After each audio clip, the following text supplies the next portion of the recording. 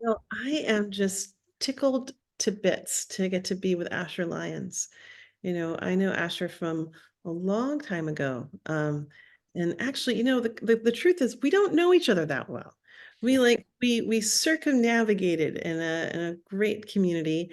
And the whole time I was like, this is my soul brother storyteller. He was doing medicine theater. I'm doing soul stories. It's like we obviously our language is linked. And I'm really just delighted to get to be in this very new and fresh kind of conversation of getting to know each other. And I've just heard great things about his work, and I am just really delighted to get to share someone who just feels like has got so many gifts to give. And it's been doing it for a long time. I'm going to leave you a little bit of his bio. Asher Lyons is the founder and visionary for Medicine Theater, a program with a mission to support people, young and old, to find liberation, joy, and healing through the art of spontaneous play, improvisation, and story creation. Asher has been facilitating this type of work for nearly 20 years and has found that real freedom is discovering through connecting to our creative spirit and the natural world. Beginning in 2003, Asher became an instructor for the San Francisco's Mind Troops Youth Theater Project, where Asher learned to facilitate inner city youth in creating their own original play performed in San Francisco. It was his training that planted the seed and gave Asher the much needed understanding and clarity of vision to eventually begin his own organization, Medicine Theater, where he discovered that offering this style of transformational creative expression was just as effective for adults as for youth. So, Asher, one of the things that we do is we start this in a fun little way, which is we start with um, a, a miracle moment, meaning that it's like a moment. Like, when was a time in your life when you got to see the alignment, the serendipity, like that miracles are real, that a miraculous expression. Like, yeah, it's just a nice random little story to start off with, and then we'll dig in even more. So, any moment in life that I experienced this the miraculousness of creation, I love it. First of all, it's good to be here. Thanks, Leah, for having me on. It's yeah, I've been tracking your work and seeing it, and it's like, wow, it's so cool. The whole the way you put things together and create these kind of ceremonial story events is what it looks like. I'm like, man, this is great. So, I love that we get to talk today. And hello, everybody. Good morning, afternoon, and evening, maybe for some. I don't know. I think that for me, I really, uh, I guess my writing really took me on adventures. When I would write things and realize I don't really know anything about this, and I got into the kind of the hero heroine's journey kind of realms of writing and Joseph Campbell when I was young, when I was in my late teens, early 20s, and trying to kind of write a story that way. And I was like, wait, I tried to I got to a certain point and I was like, I don't actually know. I don't have any experience here. And I went on my own solo journey where I took off thinking I was going to the Grand Canyon for a week. And next thing I know, I was gone for 9 months. And it was one of those moments in life where you know, my nana she had passed away when I was, I think, 18, 19, and decided I wasn't mature enough or responsible enough to get any will money until I turned 25. Well, I just turned 25, and it was like this perfect timing now from the aunt. She, as an ancestor, that it was coming to me, and I actually had the capability. I just finished school, and I could really just travel and just go and be in that spontaneous flow of life and have my own kind of hero's journey. And I remember being in that space for an extended period of time, what it did to my being, and how just elevated I felt and open and cracked open on all these levels. So I would say that was a miraculous experience. It's definitely paved the way for everything I do now on so many levels. So that's a little bit right there, I guess. Mm, beautiful. Um, I love that. What a gift from her. That's incredible.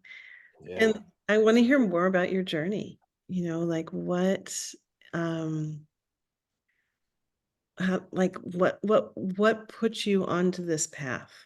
What were the Mhm. steps that started to veer you towards it or away from it? what were the initiations that you had to go through to come to being in the chapter that you're in right now, this current expression of who you are? Mhm. Yeah, I feel like in so many ways, living my life made me a person of story, and the story work that I do led to so much of my life. They feed each other, they in so many ways. It's so important for me in terms of just staying present is doing both. But I would say that that journey was huge. Story has been such an important way, and I'm sure a lot of us can relate to this in different capacities. But story just has been my teacher. When I don't understand things, or I'm trying to understand the next step in life or how to move, it's been through kind of the mythic story realm, an idea for a play that I've been working on forever, 15 years now. And before that, I worked on one for 10 years. And so these last 25 years, these two stories have just fed into my understanding of how to move through my life. And then and then I make those moves in my life, and they feed back to the story. And that's been everything for me. Without that, man, I don't know what I'd be doing.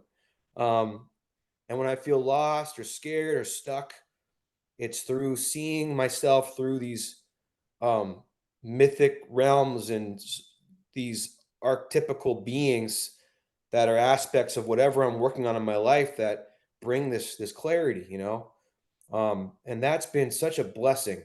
And so I can honestly say that I was working on this play for about it was 8 years at the time, and I had gotten stuck. I gotten to the point where the the the protagonist had finally taken off to go on the journey to meet the old wise one and learn the ways. And I was like, I've never done that. How do I write this? And then that launched me off on this 9 month journey where I met some elders, some indigenous elders. They put me out in the desert for some time to reflect on my life. I did some rituals, some vision quests, and it gave me my life. It gave me my life. It redirected me. I was going down a course where I was, hanging out with the wrong crowd. I was hanging out with uh, the friends I had at the time were wonderful people, and they gave me so much.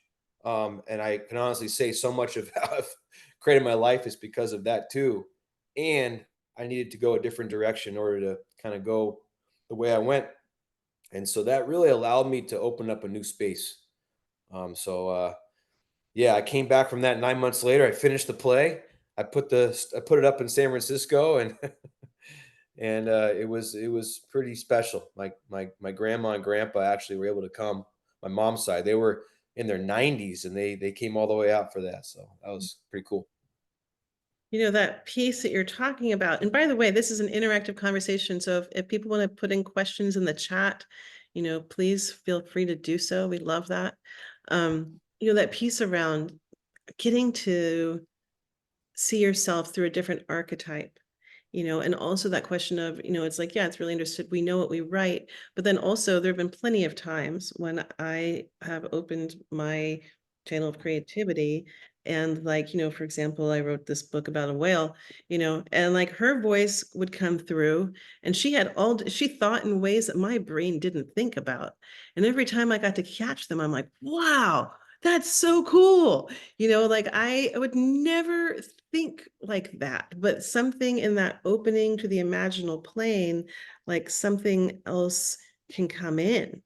And I just think that's like but that piece that you're talking about is like getting to see ourselves in different archetypal ways and getting to know ourselves in different archetypal ways. And, I think you said something also that really struck me that, when we tell a story, sometimes it'll come for us. It'll live its way through us so that we know how to tell it. Mm, I love that. Yeah, that's beautiful. When we were talking the other day, you were going on about kind of like the origins of improv, and you started talking about things that just kind of blew my mind. And I wonder if you could talk more about your link between improv and medicine theater, and what are we doing? Like, what are we doing when we come to improv with a real awareness? Yeah.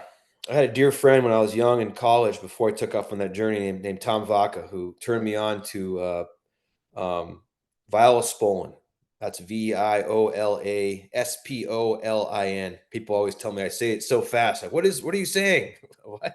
So Viola Spolin, and she's really the call the mother or the grandmother of improv as we know it in U.S. and Canada and even beyond that. And she started off in the 1930s and 40s teaching, developing these exercises for at-risk and inner city youth in Chicago. She found that preaching to these kids wasn't working so good, so she developed these games that really were the beginning of so much of improv that so many people do came from that time. And she was creating these games that allowed that just naturally encourage or inspired the kids to get into collaborative, dissolving competition, getting into collaboration, getting into deeper listening, getting into the state of play where they go beyond all the judgments, thoughts, opinions, ideas, and separation that they have about how they're different from each other. Um, and the games would just naturally encourage it. She would say the game is the teacher. I'm just the side coach. Let the game teach you. Learn from experience. And so she created these games, starting off, and her teacher was a woman named Neva Boyd. And it's Nevaboyd. And that was her teacher. And she was just strictly focused on working with the youth. So she got some games from her, and then she got her own visions and ideas and ran with it. And three of her youth in her first group were Alan Alda and Alan Arkin as children. And then her son, Paul Sills, they grew up in this. And then they grew up and Paul Sills was like, I want to create a theater company using these methods because the improv, it goes in what I like to call it the open ended, limitless possibility variety pack prayer. It's like you get shot into that realm of just like there's that experience in life when we can feel it's limitless, like we can go any direction and something is going to happen. And that state, not the part of it it's scary too, but it's the part of it that feels totally liberating and joyful, and that excitement of like, wow, where are we going to go now? And these games, they can do that. They can offer that to us. So Paul Sills created the first theater company in the 1950s. It was in the 1950s, and it was the first theater company in the US or Canada that had no playwright and no director. It was strictly co-created stories from all the improvisers, and they developed these plays. And if people have seen things like, well, anyhow, that was the Compass Players. Then that birthed Second City, Second City, Chicago, which is where so many, John Belushi, Gilda Radner, uh, Will Ferrell, so many people came through that, and then that became the school, the pickup school was Saturday Night Live from there. Um, but that was really where it began, Second City, and then maybe you watch SCTV back in I think in the 70s, and Martin Short, Eugene Levy, Gilda Radner, John Candy, and then some of all those mock documentaries, with Eugene Levy and all those I'm forgetting the names right now, but they're all based on the Spolin, what they call the Spolin method, and the idea that improv got geared towards comedy, and when by the time it got up, Second City and then Saturday Night Live, people wanted to be entertained so much they really geared it towards comedy. And people think when they say improv, oh, you're talking about improv comedy. Spolin was very upset about this. She threw her hands up and she was like, this is it. This is not what it was for. For her, it was really about getting into the vulnerable moment, that the humor was birthed out of being inside the vulnerable moment, because there's a state of groundlessness when you enter into what she would call the intuitive dimension of play, that place where you don't have a script anymore. You're in touch with the reality that you do not know what's going to happen next. And you know having this what improv comedy was, what Gary Schwartz, one of her students of over 40 years, believes that improv comedy was birthed out of that moment of total fear, that arises when you are become completely awake to the fact that you have no idea what's going to happen next. And these games and this style, improv, it will can take us there. And so it's like, what is the trick? What's a shortcut? What's the easy way out? You crack a joke, say something clever, say something witty, and you get yourself out of that moment. And the tension that's in that moment, that's palpable, that everyone's feeling, not just the players on the stage, but everybody watching is feeling. We're all feeling it. You can feel it. And when you make that joke, it allows the tension to fall away. So there's a sense of relief, and there's laughter. There's time and a place for that. I mean, I love humor, and I believe that, in our work and this style of work there's a lot of humor, but 1 minute it can be funny. The next minute it can be completely vulnerable. The next minute it's combination of both. It's the open-ended road. It's the road that has, it's when you get to that crossroad point and there's limitless pathways to go. I like to think of the old fool, the sacred fool at the edge of the cliff in that old tarot deck, and peering out, you know, into the great, vast, wide open, the open-ended spaces. And one more step, and you are groundless. You don't have anything below you to rely on that's relatable, that you can somehow have a reference point to.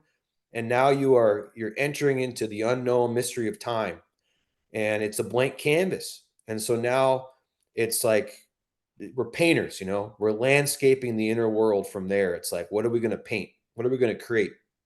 And she would talk about that when you are creating from the intuitive dimension of play, that what you're creating, it's like a star being birthed, out of nowhere for the first moment in time.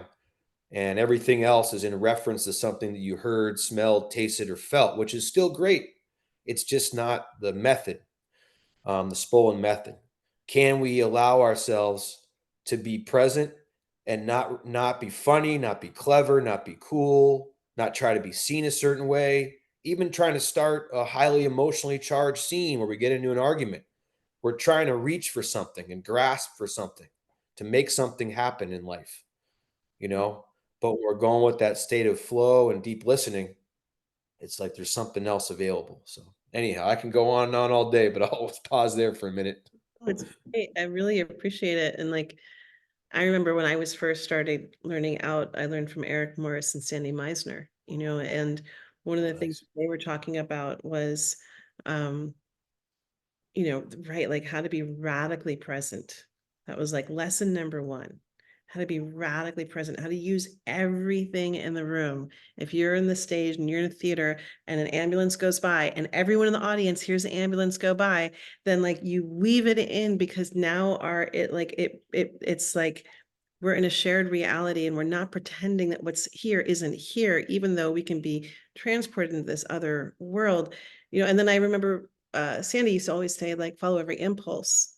I had to learn as an 18-year-old that meant in the arts, not in life, that there's a distinguishment, but Right. like, but that idea of what, it's like following life, like follow the impulse of life as it wants to be emerged. And how often in our everyday lives have we become so numb or so busied or so distracted that we can't even hear or notice the impulse of life.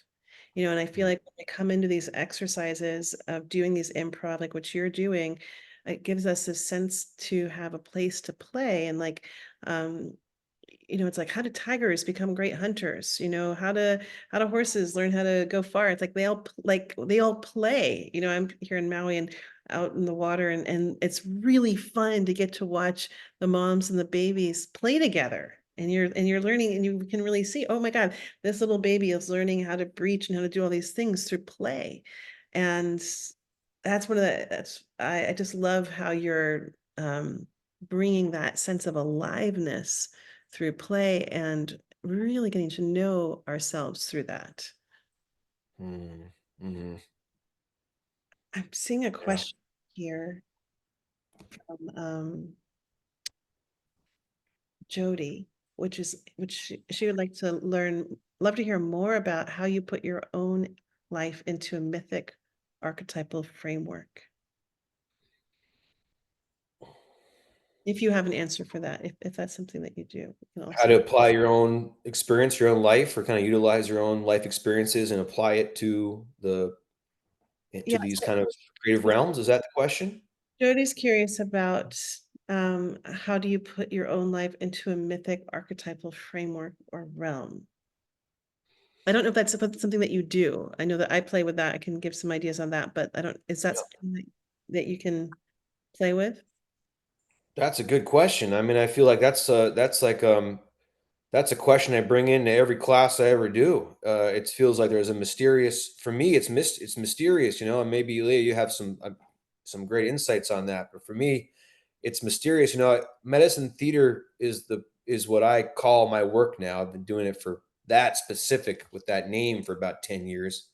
I've been doing it with youth for over 20 since I started off with the mime troupe youth theater project with Ellen Callis. But when we were working there at the youth theater project, we were bringing in youth from tough backgrounds, youth at risk, inner city youth, quote unquote, as they call it, but youth that normally would not be doing this. But we would go in and we recruit youth. We target the toughest high schools in Oakland and San Francisco, youth that didn't maybe usually have these kind of opportunities. We would talk about that this isn't just an idea, a theater class, but this is an opportunity for you to bring your story and apply it uh, to the theater. Bring what you're going through in your life and apply it to a story that we're going to create, an original story that we put on every spring for the public, for their friends and family and beyond. And so what I found that it was like this weaving of counsel back to the games, back to counsel, back to games. Just go around. How are we doing? And I come from a lot of youth work, so wilderness, rite of passage, and I had this idea that you got to go deep first into counsel or into experience with the youth to develop that trust before you can get into play, right? Um, but the work with these in this environment taught me that you could do the opposite, and it was just as effective, maybe even quicker. Um, because once we get into the state of play, all the other things dissolve about that person's a different, they look different from me, they sound different, all the things. And that's even, for teenagers. Um, and it would dissolve so quick. All of a sudden, they're laughing together. They're in a state of joy, in the state of the imagination and play. And then we come and we sit down and we have a go around and like, whoa, we're getting deep now. We're getting vulnerable. They're sharing some real stuff. There's some trust in the room. These were youth that were some of them in gang related activity. Um, these were youth that had no experience doing anything like this before. They were not people that liked theater. They were usually people that thought theater was weird or stupid, but they liked the idea of getting to have a voice, and they had maybe something to say. But so we taught them the skills. But I feel like you know through the spontaneous play and through the Spolin method, there's a way that it just naturally arises. It's like we're getting into the internal spaces. I like to call it landscaping our inner world. Spolin talks about the main character is everything that we can't see. It's what's in the landscape. It's the object you're picking up. It's the weather. It's the texture of the glass you're holding. Um, and this informs everything that is going on for us. And so we start there. It's interesting because I was learning recently about, the mythic imagination and that connection to place. That place is everything when it comes to myth. Um, because the mythic beings, they're connected to their environment and the environment speaks. They're talking to the thunders. The tree has a voice. The winds of change are in relationship to the protagonist. The wise being in the forest, the grandma or grandpa, that comes that mythic being, they're the ones that are speaking. The forest is like speaking through them. The elemental beings are like in human form through them. Um, and so there's no separation. And Spolin talks about in her own way. how its place. The story starts there. She would say that um, go out and meet the invisible stranger. That's like number one rule. What is that? It's everything that we can't see. She would say, what connects us together? All the characters connect together. It's the invisible world. Otherwise, we're just talking heads trying to throw out information. And then what do? Oh, okay, let's get into an argument or start making witty jokes or put downs because we're trying to find something, you know? And this is so important because we're in a time where the conversation is getting stronger and louder of like, you know, our connection to the earth, our original land. We're so many of us are on we're on land that is not of our ancestors. We're trying to understand how to relate with that, you know? And maybe there's not even many people left that are even in the regions that we're in that are originally from that land that can speak the story of that land through their voice.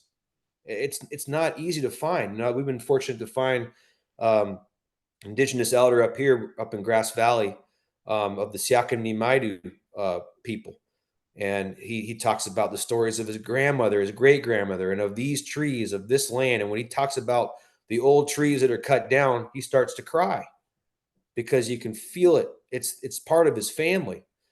And so to me, I think part of going into the invisible realms and the connection to landscaping our inner world, feeling the wind, what is it? We work with portals a lot. You walk through a doorway into somewhere else and now you're in some kind of landscape. Why is that landscape calling us? Maybe we don't know. Maybe the sunshine is rising up and we're seeing it. We're at the edge of a cliff. We're walking along a creek bed. We're up in the stars and the winds of change are taking us somewhere. We work that way with the elements in our work, and then that just starts to open these realms of emotion, of character, of relationship to each other. And it's the open-ended, limitless possibility variety pack prayer. It's the spontaneous unknown. It's the mystery of it all. I don't know if I've answered any of the questions here, but I'll stop there for a moment and see where we are. And maybe Leah, you have something to say about it. Yeah, I mean, I love that piece about that relationship to the invisible world. And one of the things that was coming alive in me as you were speaking was this idea of, we don't speak well. Like when a bird sings, I don't really know what they're saying. I mean, I can kind of get, but a little bit, not really. I mean, and I know that there's people that like really take time and they study the language and they actually really do.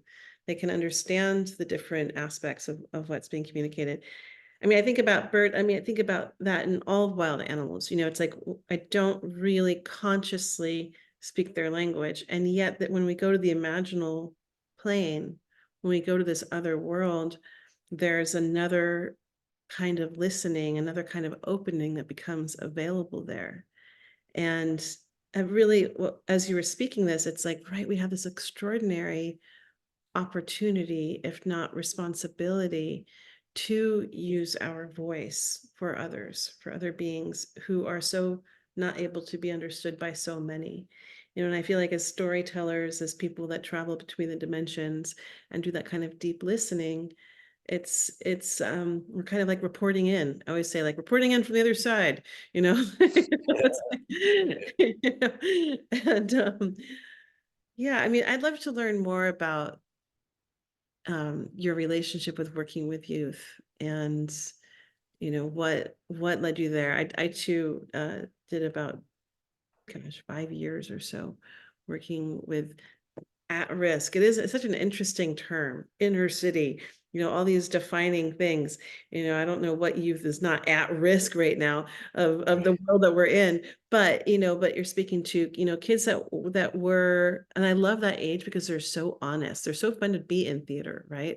Because it's like they still feel very primal. They can smell authenticity in ways. I don't know how we stop smelling authenticity as we get older, or I shouldn't say we, sorry, I don't mean to say we, but it seems harder to be as tuned in the older I get. Um, but I love working with them because it kept me so honest, and yeah, I'd love to learn more about what your experience was and what you came out of that with. Hmm. Yeah, thank you. I've gone back to working with youth more again. I'm working in with incarcerated youth right now, bringing some of these games and improv to them. That's how I started off working with, at risk, inner city, incarcerated, and then I learned working with everybody. Like we're all incarcerated or at risk in some part of our being or our mind. We need help, we need support, and creativity, the healing arts. It can be so helpful. I saw someone put something about dreams. And yeah, dreams are, I think, very similar to this style of work when you're entering into. Well, I think any kind of creativity can be, but you're entering into that timeless space, the non-linear realms, and the place where, yeah, it's beyond the. I like to look at we look at location, and we play with location, we play with spanning of time a lot in the work. There's something about those two tools that does something that helps really get you somewhere else. And you know how dreams, they do that. You're going to different locations, like, wait, I've never been there. What was that place in the clouds I went to in that dream? And then spanning time, right? How time works differently in the dream realm. And when we get into the improv realms, we're playing with time. It's like we're walking down the trail, and then it's like, okay, 20 years earlier, when you first started that journey of that trail you're on, how you made the decision to go on it. Now let's go 30 years later. You found your way to the end of the trail, where the trail meets the edge of the cliff into the open realms now. What happens next? You've been traveling now for all these years. And so in spanning time, there's an opportunity that is available. um, I'm riffing right now, and I don't remember what the original question was. So maybe you can ask me again. Or go off on Great. It's another trail. I mean, I think that, you know, we're going to be collaborating together on this really fun, amazing course around working with stories, a tool for healing. And I love what you're doing in terms of bringing us back to the roots of where did this expression, like so many people didn't understand where Saturday Night Live a lot like came out of. Mhm. It was out of that time where people were really curious about consciousness and exploring it. And how do we get in there? And one of the things I love about improv is we take what's going on and out of the idea space, and we get to physicalize it into metaphor, different kinds of expression. And I love that expression, that what is metaphor but the language of spirit speaking out loud. That spirit speaks to us through stories, through metaphors. And sometimes we can get to that, through this. I did this thing. I got to work with oh gosh, I wish I could remember her name now. She was out in Nicasio. We were up in Northern California, for those of you guys who know Northern California. And she said, Leah, can you come teach, they were doing little girls witch camp. And they were like, would you come tell stories, little girl witch camp? And I was like, there's no way I'm going to tell them stories. They should be telling their own stories, right? So we did this really fun exercise where we gave them tools. They each got some kind of physical thing that came off the altar that was their superpower. We gave them all these little structures, right? But very simple. And these kids taught me so much. First of all, they basically wrote my whole book. I mean, I don't mean they wrote my book. I mean, they told the story of my novel. And I'm Mhm. like, oh, this is in the collective consciousness. We can all hear and see it. These kids just caught it's the same story, and they're telling it without me prompting them at all. No, it wasn't Starhawk. It was just these a lovely woman that was teaching, 8 little girls in the forest. But uh but they did this other thing, which was they at the end of every chapter, somebody fell down. Oops, they fell down. But they had little kid wisdom. And then the next chapter started, they got up, and then they went on about their business. And I thought, wow, this is the kind of genius that can show up in improv that still guides me in life, which is this, yeah, you fall down, you get up, you fall down, you get up. It's life. Chapters end, chapter begins, and I think that's one of the things that I love about this creative process when we go into it to attune and with intention of, yeah, show me how I'm showing up in life. Show me where my boundaries are. Show me where my comfort zone is. Show me where I'm shut off from even being able to receive that kind of creative expression. But more than anything, show me the light of life. Because I feel like when you come into these improv exercises that you're talking about, you get to live larger than we're allowed to live in most of life in the normal confines of world. I'm just curious, in your experiences, if there was anything that really stands out as where you had like a wow, you guys just showed me something I'd never thought of or considered, or you know, Mm. it turned on the lights another way. Yeah, yeah. When I first started off at the Mime Tribute Theater Project, and we're bringing in these youth, we'd pay them and we'd feed them dinner every night to come out and work, and we did this process. And I want to give a shout out to Ellen Callis and Elisa over there at the Mime Troupe. And Ellen originally taught me so much. She's an old school mime trooper, one of the writers and performers. And then it was her baby. The Youth Theater Project at the Mime Troupe was her baby, something like 26 years ago now, or something like that. So I had the joy of working with her for about, I don't know, 11, 12, 13 years or something. And she would use the Spalding games, and we go into council. And then I had some different indigenous elders that were storytellers, sacred clowns, and things that would come in and share nights of story to kind of inspire. Okay, here's ways that we can bring story. They loved it. They loved it, and we'd watch. I remember one time having Yukwala, who I just connected you with, have a soup pie.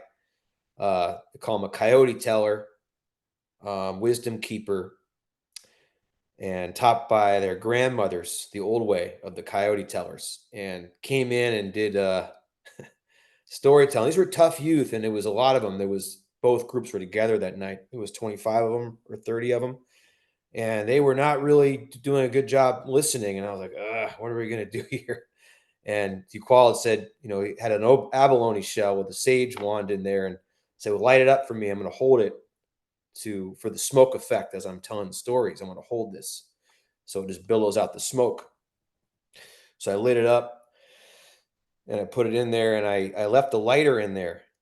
And as the story was going and the kids were talking and disrespecting, I was like, what do I do? I don't want to interrupt, because Equal was masterful. He become the wind, become the raven, go back to grandmother, and become each element and being inside the story itself, and it showed this way that, kind of what we're talking about. Every aspect of creation had a voice and would talk to each other, and just was starting off. And some youth were into it, others were talking, and I was like, I don't know what we're gonna do about this. This is not good. And all of a sudden, the lighter exploded, and they didn't know there was a lighter in there. They didn't know that was happening, and I realized it. But it was like I mean, I'm not exaggerating when it was like a gunshot going off. I mean, the youth jumped. There was kids diving head first because they're used to their neighborhood, and they thought they didn't. And this whole thing, and because Uqual was in such an altered state of story, didn't even flinch. And they were like, after that moment, they were like, oh man, this guy's like some kind of wizard. We better shut up and listen. And then all of a sudden, like after that, you could hear a pin drop. And we were talking like another hour and a half, because they started loving it and just took everything in. And by the end, these tough kids that were going through, some of the really tough youth, had turned into little 5-year-olds. And I remember watching them all circled around Uqual, like, well, tell me more about that. And that part of their original innocence had come out.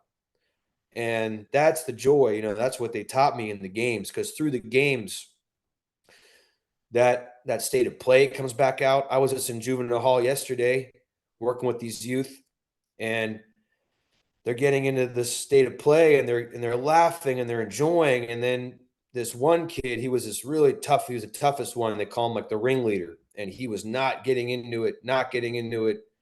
And I've gone several times, and finally yesterday he gets into it.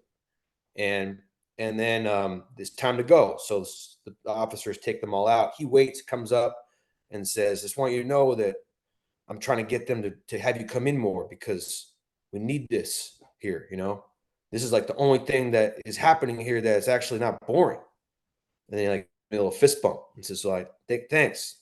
And like I was like, man, this is just yesterday this happened. And these are the kind of stories that happen all the time.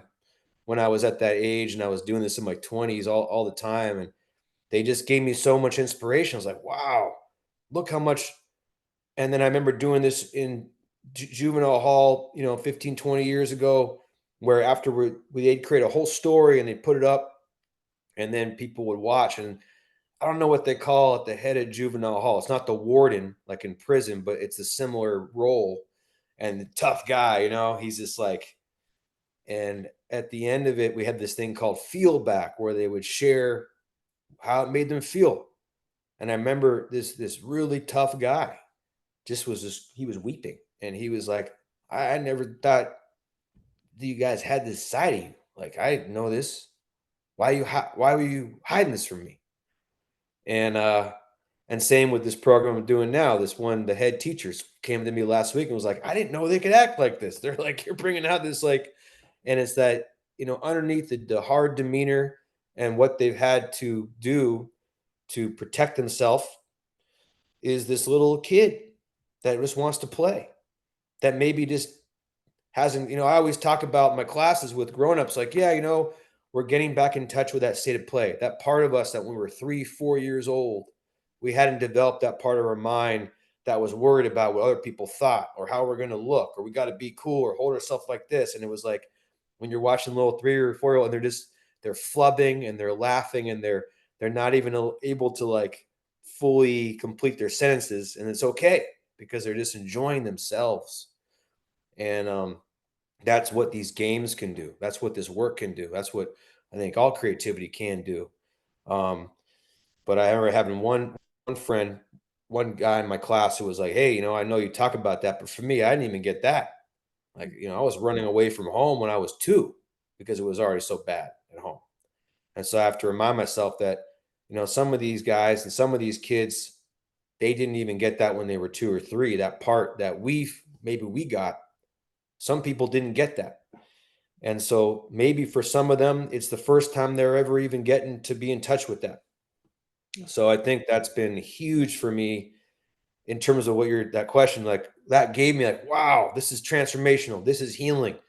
This is helping people, and then I got to keep doing this. And then there was a request from some community like, hey, can you do a class? We do this for the kids. We do it for us. And that's how I started doing it for grownups.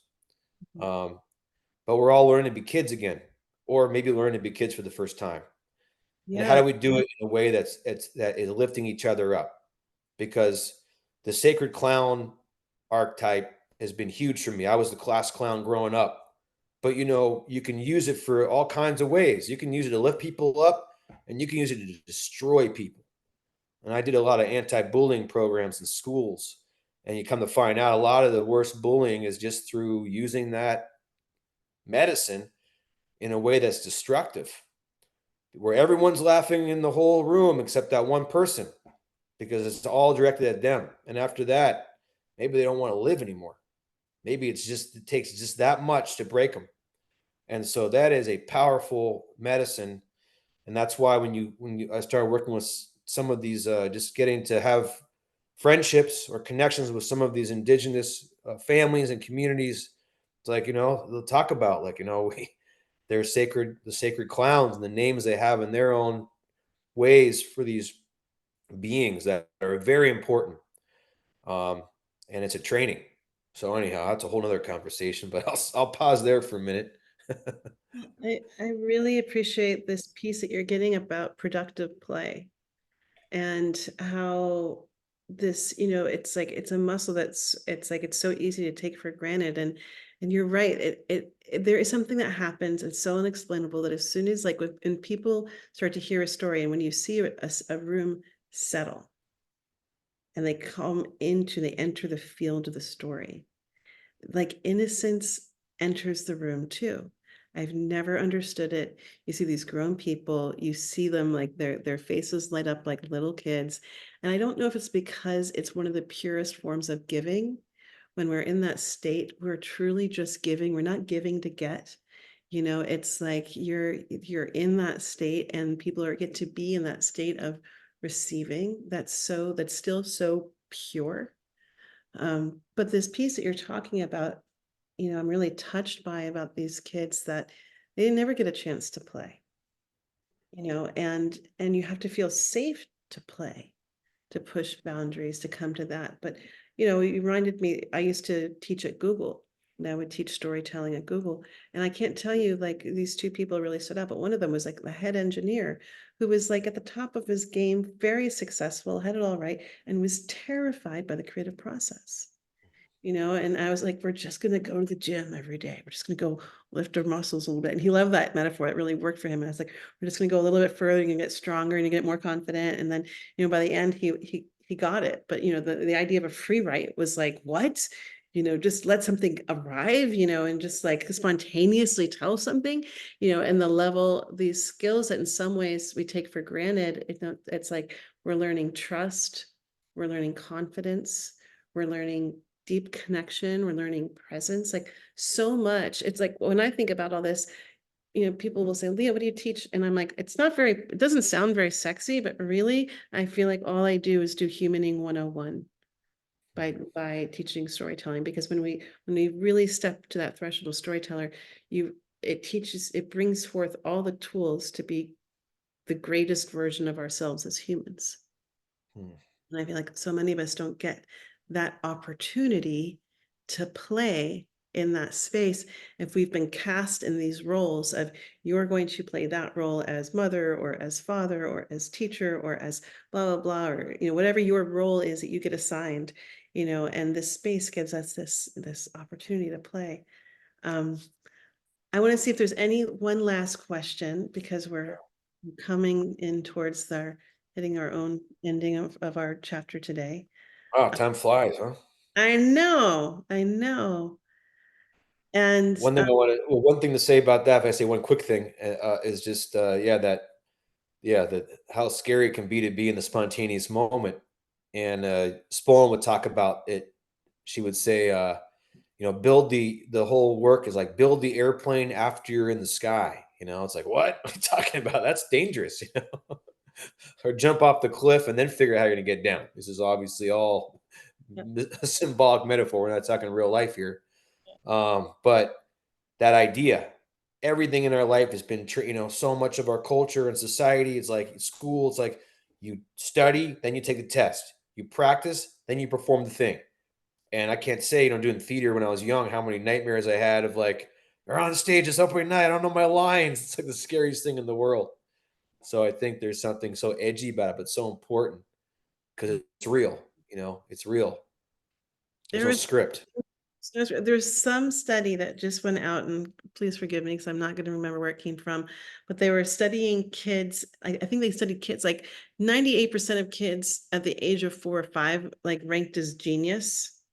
And then by the time they tested them again by 7 or 8, 3%. And they were Wow. talking about the influence of the structure of school. And that when kids are in that pure state of play, like they have all the skills and capacity for genius, for being visionary, for seeing in all the dimensions. And like we kind of poo-poo it. And I'm like, why are we poo-pooing that? Like such a special age. I mean, can't you be that all the time? Yeah. Um, Yeah. well, oh my God, I am so excited to get to play with you. And even more so, I'm super excited that we get to experience some of these exercises that you'll be doing, which Asher's going to be bringing to us in the Story for Healing program. And I'm just, yeah, he'll be coming into the module where we're talking about myth and mythos. And what I'm particularly excited about is why I love bringing different people into it is that we're each hold our unique thread in this great fabric of life, and so one way in is through story and writing, and this other way in is what Asher's doing. This is this embodied state of play and improv, and so we're going to get to have a very visceral, hands-on experience. And I saw Maria asked, where do you do this, Asher? And Asher's based in Northern California, and you host groups there. Is that right? Yeah, when the pandemic started, we started doing them on Zoom, and then my students were like, "Wait, this is so much better in person. Can we meet outside?" And then we found some fireplaces, and we've been doing it around the fire ever since. I still do some inside classes, especially during the rainy season, and people host me for different things. But I love doing it out around the fire because I think that there is something about that fire. When the fire is lit and we're sharing stories, whatever ancestry we come from, wherever we all go far enough back, the old ones shared the stories around the fireplaces, and that is something that's in our bones. And there's just a way that I love how, for me, it makes it even more accessible when we have that fire lit. But the fire is lit in our hearts when we get into the creative spaces, no matter what. So it always works. Mhm. Um, so I've been doing classes in the Oakland Hills, and there's this forest we found with the fireplace, and up in Grass Valley, and other places in Northern California too. I pop ups, things like that. So you can find me. Well, we'll send out Asher's contact information after in the replay of this. So if you are in the California area and you want to learn how to be with him in real physical space, then that's a possibility. And if you want to join him in the virtual space, he'll be part of the school for the oh my gosh, Story for Healing program. And for anyone who wants it, we're going to bring this to a close. And for anyone who wants to stay, I did a very quick visceral, like, well, this is what it is. And we were jumping out of the last class to be on time for yours. But if there's anyone that has questions or would like to have some more detail about the program, I will stay on a little bit longer after we'll say goodbye to Asher. But if everyone could just take a moment and just like write down one thing that you're walking away from today, like what is one thing that you received? If we want to place that into the chat box, it helps our collective memory. There is so much that happened. And yeah, if you put those all in the chat box, that can help us see it. And so Maria's saying, thank you for reminding me of Spolin. I was introduced to her work in Chicago in the 70s, right? We got embodiment. We feel connected. Opening hearts and taking risks is priceless. Yeah, going out of meeting the invisible stranger. I love that term too. Remembering and embodying the sacred clown, the importance of play, stepping forward from not knowing towards deepest possibilities. That's not a bad way to Hey, good say stuff. Thank you, guys. That's great. right. And it keeps coming in. We'll send you all this so you can see this too. So Yeah. thank you for Uh, thank you. yeah. Thank you, Leah. Thanks for having me on. It's great to be on and share a little bit. I tend to not make time to do this kind of thing, and it's really a blessing and an honor to be on today with you. Grateful. Thank you, thank you, thank you. And for everyone else, if you'd like to take yourselves off mute, we're going to put you on calorie view. And if you want to say, wish Asher off a great farewell into the day, we can do that. And then, as I mentioned, I'll stay on for a couple extra moments if anyone has questions about this upcoming program. Thank Okay, you, I'll leave with one Asher. last line, Oh, Leah. One yes. last Yes. line, Yes. just one more thing. Spawn would say. She would say in the work. Uh, Choose a direction, go in that direction, continue in that direction until you hit a wall, and then build a door. And that was applicable to every part of the work and every part of our life, in my experience. And so I think that's a good one to leave you with today. Thank you. Thank you. Thank you. Thank Thank you you. so much for sharing your Thank wisdom. you. Thank you. Thank Thank you, you, Thank Asher, Asher. so you. much. Thanks, Thanks. Asher. Thanks, Yeah. everyone. Thanks, Asher. Yes. Thank Leah. you. Thank you. Thanks. Thanks, Thanks, Leah. Asher. Thanks, Leah. Bye. Thank you. Thank you. Thank you. Thank you. Baruch. Yeah. See my dear brother out there, just sending some I've been, love out to been replacing spark plugs while I've been listening to this class. him. Awesome. The All right. man of many skills right there. Yeah. uh, I just want to check in. Is there anyone here that is lingering to get some more information about the Story for Healing program? Okay, so I'm just gonna switch channels and start sharing about that. And Okay. good to yeah. see you, Baruch. Pleasure. Yay. Yeah. You too. Thank So you again, Leah. thank you. What a sweet treat.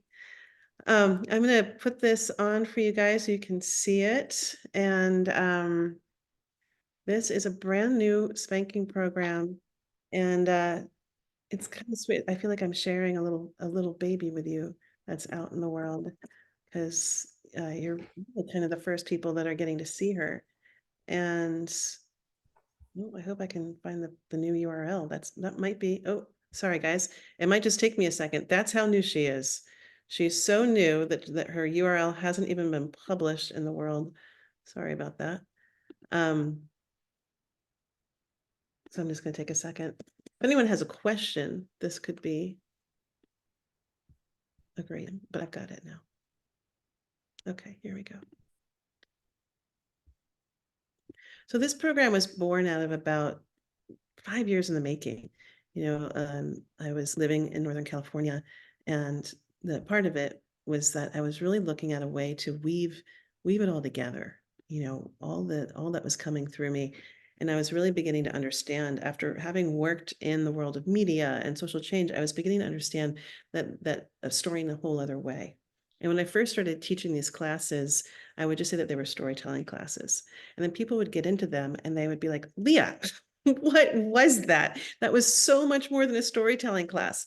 And it took me a while to kind of come out of the closet and say, yeah, this is more than storytelling as we think of it. And that it was really a way to engage this, just as Asher was talking about, this doorway into the unseen realms, this doorway into understanding more of ourselves, but also more of the universe, through the realm of story.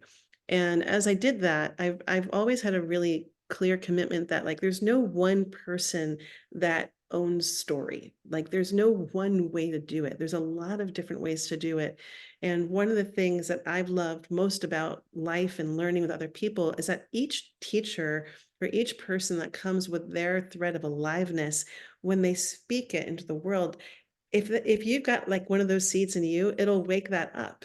And so one of my greatest delights in these programs is bringing together a lot of different teachers from a lot of different perspectives, because I feel like now more than ever, this is such a critical, crucial time. Like we need everybody on board, everyone as like who is really aware of nothing's been determined about our future. It's all to be written. We're the ones that are writing it. We have great capacity, more capacity than ever before. And I was really inspired, for many years I was teaching story, different kinds of ways to understand how to enliven the body, how to clear out stuck, stagnant stories or stuck energy through the realm of storytelling. And this year, as I sat down to listen, where was the inspiration, and I'm definitely one of those creatures that acts through the life of inspiration. What was I really inspired to come through? This program came through like a train. It was like all the way through Story for Healing, and to really have it so that we're now, standing together with our compass on saying, this is a group of people who are coming together who really want to stand as pillars and guides in this time. They really want to be able to know how to work with tools for storytelling, not just for our own process, but to support and help others. So if there's anything that distinguishes this, it's that piece where you're saying, I want to not only know how to use it for myself, but to be in service and to be supportive of other people. And so throughout the entire program, you'll learn how to do everything yourself, but you'll also have a special emphasis on how to guide other people in the process. So it's kind of like a little bit of a hybrid facilitation, leadership, storytelling course. And so you want to be part of the waves of change. It's a hybrid course, which I'm very excited about.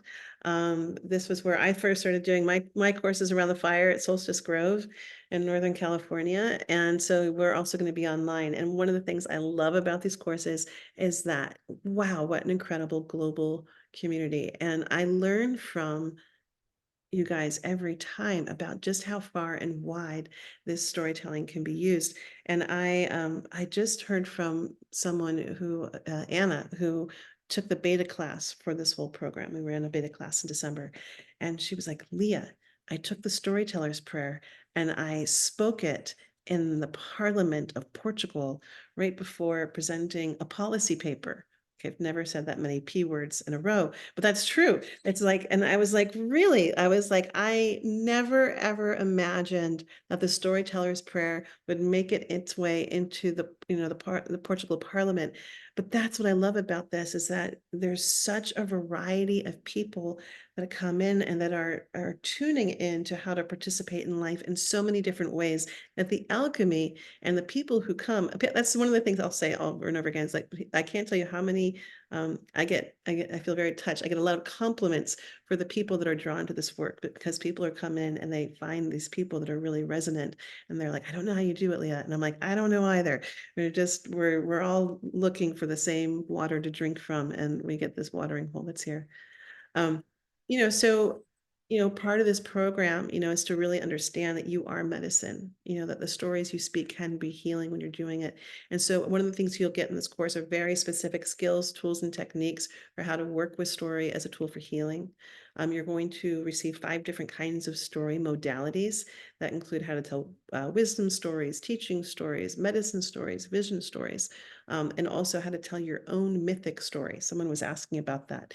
You will get to play with your own creation origin story as it lives in the mythic realm.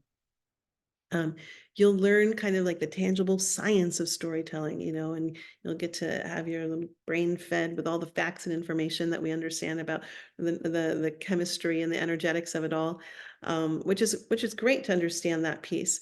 But you're also going to learn the magic of storytelling. And that's the piece that was really important. I mentioned that earlier. It's why I've been so clear about wanting as many, we're actually still bringing on Indigenous storytellers, so that you can get that direct transmission. Because, listen to Asher talk about that storyteller. He was the wind, he was the elements. To get to be in the transmission of that, you're going to learn so much about storytelling. It's a whole other way of getting to learn and see how stories are held and carried by different traditions of people. Um, you'll also get to learn some very tangible tools and techniques and processes for how to process grief, how to work with story as a tool for personal development, and how to work for story as a tool for community building. And all of these are slightly different approaches and different ways of engaging story as a tool. So you'll learn those. And like everything from, we have Gigi Coyle, who is like literally one of the teachers, modern day teachers on council. She's an elder. She wrote the book on council, and so she was like, Leah, what am I doing in your storytelling program? And I was like, because holding counsel is a key aspect of holding story, and so she has really specific processes and approaches for how to do that. You'll also get to learn from respected leaders in the fields of psychology and medical narration.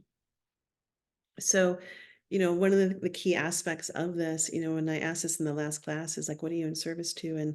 And what's the big questions that you're carrying? And one of the biggest pieces that I understand about storytelling is that you are the antidote. You are the antidote for what's separating us. We understand that we're living in the greatest time of disconnection on the planet. And when you engage storytelling, whether it's in the post office, whether it's around a fire, whether it's around the dinner table, whether it's around politics, and holy cow, we're coming towards a big election, so much story. You have a capacity to create space to listen and be heard. And these tools are just so necessary. It goes on and on. I give some history on that. So, the things that you're going to be doing in terms of, learning how to harness storytelling as a healing modality, using your voice as a force for good. You're going to broaden your knowledge, obviously, and you're going to also guide others into bringing meaning into our contemporary world, which really feels like a moment. I'm going to just skip over some of this stuff because I feel like I'm telling you about it, but these I've already explained that you'll be getting these pieces. One of the pieces that's special about, especially the first module, is that after years and years of doing this, there's this thing that's happening that I feel like we don't talk enough about in the world of storytelling, which is the energetics and the energetic exchange that's happening. And because when we come into this agreed upon field, and when the storyteller has done their job, and I always think of it, I don't know about you, Asher, if you think about it like this, I just give it like an 80-20%. I've done 80% of my job if I've been able to create that container where people's energy settles, and then that stillness comes in. And when that stillness comes in, the story can fully arrive. And not everybody gets to have the lighter that blows up, that brings everyone into presence, but like that piece is something that you can do. I had to learn how to do it at Google. You can do it in the theater, or you can do it in other different places, but really understanding that you're creating an energetic field where all of our energetic bodies can be influenced, where you can have this, and I'm so wary of using this language, but you can have quantum healing experiences, where there's this energetic exchange. I'm using quantum, which is a new age term, but I would say that the old age term is ceremony. What is ceremony, but it's a field that's created for the intention of healing. And so that is, when I was listening for what this would be called, initially this was called story as ceremony. And I was like, why would I call it that? Like, it took me a while, because they whisper the things, the muses whisper, and it took me a while to understand, oh right, it's because there wants to be this driving focus on our power, our power to maneuver and conduct energy. And that's what we're doing as storytellers, and the capacity to shift and transform it. So our first course will be focused on that. The other key thing that's really unique to this program is that you're going to be given opportunity over and over and over again to practice marching to your own drum. Meaning that, the way Asher's carries story is different than I do.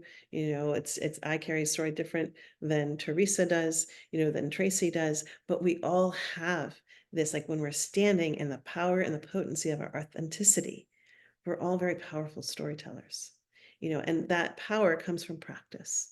And it also comes from having enough people around you who are looking to support you and call out your greatness. And they're like, yeah, that's really working. More of that, please. That's how I really found myself as a storyteller. I was really lucky to be surrounded by people that were like, we want more and get better at that, and that helped. Gave me the confidence then to be able to go jump off the cliff and try the next thing, and go more in that improv state. So I'll talk a little bit more about how opportunities to do that. So in ways that you can do that, I'll just tell you is that for those who want to be part of the practicum, the way that you can do that is you'll go through the modules, which I'm not gonna keep going through this because I feel like you're getting a lot of the testimonial, blah, blah, blah, blah, blah. The things that are included is that, we'll be meeting we meet for, each module is a creative intensive. It goes for 3.5 days. We meet Thursday evening, you'll get to hear and experience some kind of story experience. And then we'll meet Friday, Saturday, and Sunday. They're all very experiential, very interactive. You'll never hear me talk this much ever. It's really, you get some goods, you go practice. Tracy knows, you get some goods, you go practice, you get some goods, you get some practice, some feedback. And it's a very engaged, activated thing that we're doing. And then you also have your own small group. So your own small group is your group of greatness, and they'll follow you throughout the entire program. So you have a group where you'll have practice exercises to do after every module, and you'll have this group that you can work with. Then you also have you'll walk away with these 5 very clear structures that you can use for yourself and with others. And you also have access to our other members only community. So while we meet online and in person, you'll have permanent access to all the recordings. But then that room, it's like a room in a university, if we can. And so you'll have access to our digital university, where there's also a larger online community of sacred storytellers.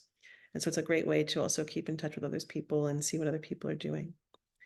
If you want to do the certification, you get all that. And then there's a couple other things in terms of what your practicum is, which is, the distinction of what makes a certification and just attending the modules. The certification means that you do all that, plus you do a presentation. You'll do about, a presentation on your philosophy, your idea of what is story as a tool for healing. And so you'll get to do some research, you'll get to do some practice, and you'll come and get practice in expressing it, explaining it, speaking about it, teaching about it. You'll also get to experience facilitating your own experience. Throughout the modalities, you'll experience 5 different ways of working with story and healing. And by the end, you'll be leading your own experience. And you'll have an opportunity to get peer review, participant review, and then private sessions with me as well. So throughout the time, you'll have 2 private 1-hour sessions, one where I help you develop your practicum, and then another where you get your final feedback. And then here's the curriculum. So these are the main programs. And so the first one's coming right up. It's module 1. It's May 2nd through the 5th. And this is really working with story as ceremony. And this is where you really get to understand the mechanics of engaging the story. You'll understand how to work with projections, how to build energetic fields, how to actually, uh, lack of a better word, capture people's attention, how to create that energetic field. You'll also get to really kind of dive in and look at what are the stories in you that need to be cleared. Because before we can start, you've got to be able to have your own clear vessel, especially when you're standing in support of other people. So we'll be able to get to dive into that. It's a very unique course, and people refer to it as initiation, life-changing. It was more than any of us kind of imagined that it would be. Very hard to explain, but the magic is in there. The one in July will be returning to the bones, and this is where we get to go to the roots of stories. You'll get to carry and learn some of cultural stories of your own lineage. We'll also be entering into personal mythos. And so at the same time, you'll be creating your own origin stories. And that's a really powerful thing. Someone was talking about before, how do you stand in archetypal stories, and how do you live in that? And that is really kind of an amazing opportunity to recast, reshape, reform, especially when you can see where the stories that are kind of stuck in suffering, and you'll learn the technique for how to shift that. We'll be going in September. We'll be looking at how to work with storytelling for trauma and major life disruptions. I don't really like to use the word trauma, but it's like major life disruptions. And these are the moments that, we all have one. The way that I really like to describe this is more like when life has initiated us. And life does that. She'll come for us. She'll initiate us one way or another. When we understand how to look at our life as initiations, those challenging moments, those times of separation or suffering or getting fired or getting divorced or losing everything, it's like when we start to be a sacred storyteller and we look at it as being initiated, we can look at it through a slightly different framework, and we come out with another story, another version of the story, so that you'll be able to do that. And then it keeps going. I'm realizing that I'm feeling like we're going on a little bit long. So if you have more questions, but this is what I'll tell you. Each one is incredibly deep. Each one is supported by about 3 to 5 guest teachers. So you'll have a lot of guest teachers in there along with my voice. And then the last module is really focused just for people who are part of the certification. And Liz Lehrman and Bayo will be part of that. And they're both just extraordinary humans. They're all extraordinary. So all the details are in here. What I'll say is that, in addition to meeting every 2 or 3 months based on the calendar, we meet also as a group once a month, that check-in. And then you also have your small group, which can meet as often as you like. Some groups like to meet every month. Some groups like to meet every other week. And some groups like to meet every other week or every week. So that's how it is. So you can see you have access to everyone that's here. And I'm going to stop for now.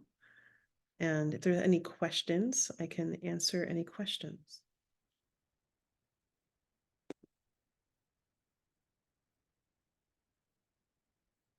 Okay.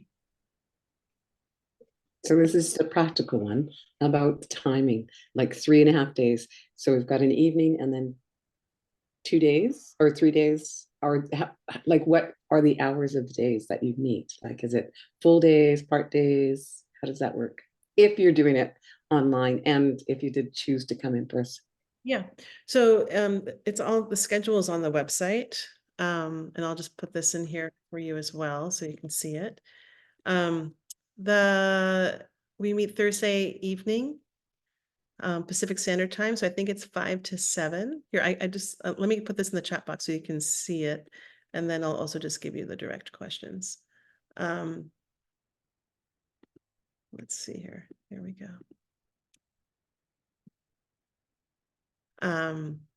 The schedule it's right here. Okay, so Thursdays we meet from 5 to 7 Pacific Standard Time. And then Fridays, Saturdays, and Sundays we meet from 10:30 a.m. to 6:30 p.m. And what you receive is you'll receive the schedule in advance. So you'll know exactly when we're meeting, when we're having lunches and things like that.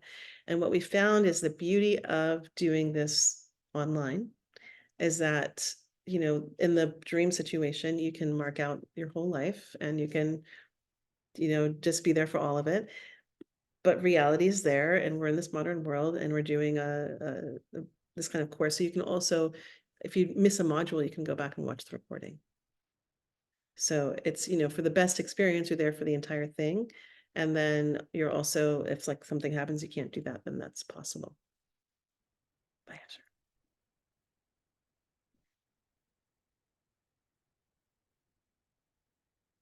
Any other?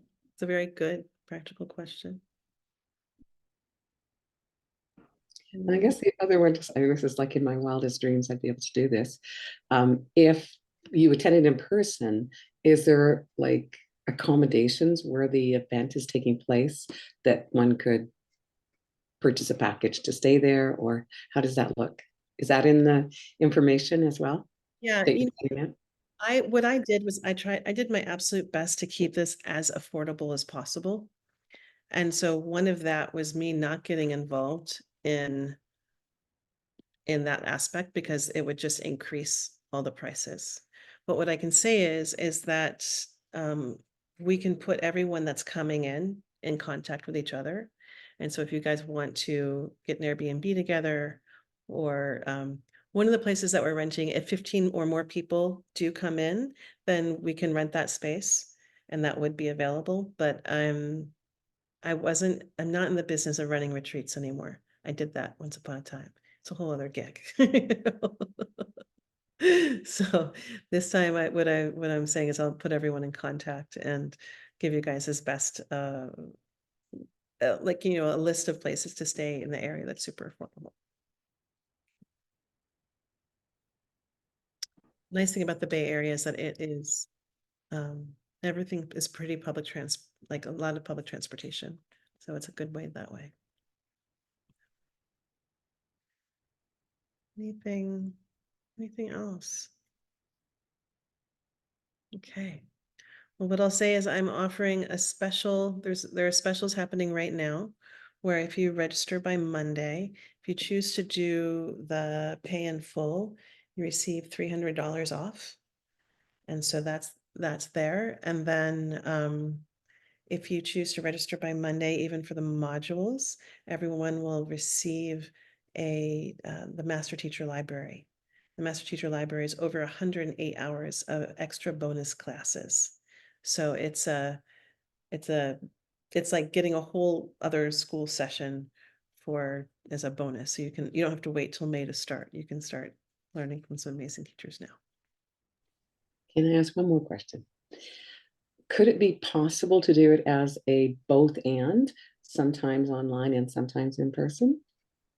Okay. Yeah. And the price stays the same. So that's kind of the thing. Yeah. Where are you based? I'm just outside of Vancouver in British Columbia, Canada. Hey, well, Yeah. you bring one of these up to Salt Springs. Maybe we can do that. Salt Spring. Oh yeah, that would be awesome. It's a beautiful spot. And I just want to say thank you so much for beaming this light out there into the world. I'm super grateful. I've attended one of your other sessions, and it's just inspiring and delightful. So thank you. Oh, wonderful. All right. I will see you all soon, hopefully sooner than later. I'll talk to you later. Okay. Bye, Tracy. Thank you. Bye.